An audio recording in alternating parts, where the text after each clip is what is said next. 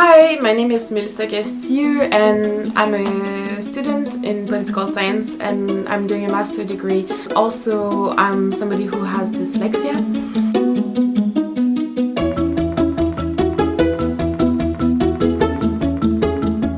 If you have dyslexia, the way it's been explained is like the action of reading and often writing, it's never automatic, so your brain works really hard to do the task always, even if you do a lot.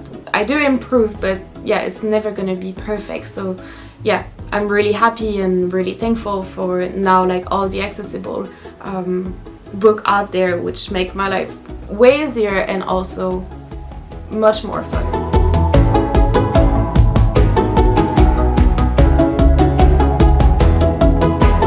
For a long time I didn't fall in love with the action of reading. I would be really curious about knowledge and what people have to say in books, and also story, and I was so thirsty, even if it was quite hard for me to read. When my love for reading kind of came all together, I think it's when I discovered audiobook with human voice narration.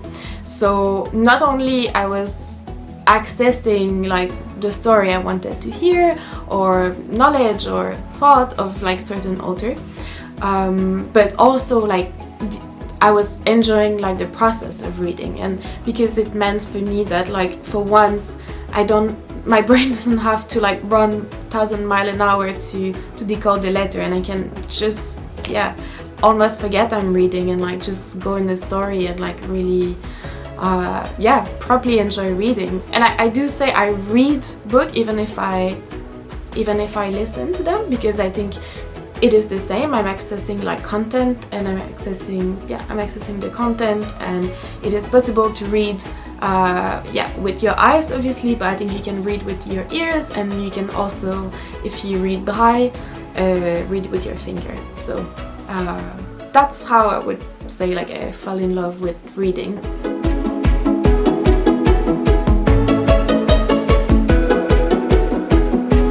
Now that I discover all the potential of accessible book, and I'm not just talking about audiobook, I'm talking also about EPUB format, or just having access to textual content instead of having PDF. Now that I know that this exists, it's really hard for me in my day-to-day life as a student to always be confronted with PDF, because I know I could have a much better reading experience if these texts would be in a more accessible format. And so, for instance, if I have an accessible format, often what I will do is I use text-to-speech. So yeah, it's the computer that reads to me the text, and that allows me to just use my brain to just try to understand what the author is trying to say, and really focus on the content, and not have my brain working really hard to just do the action of decoding.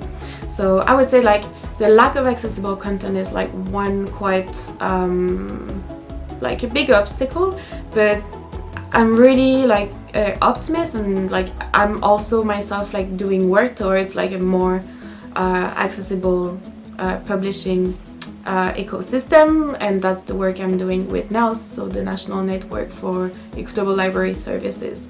And yeah, with the team, I think we're doing a great work, and I think there's a lot of people, even publishers, that start to realize the importance of accessible format.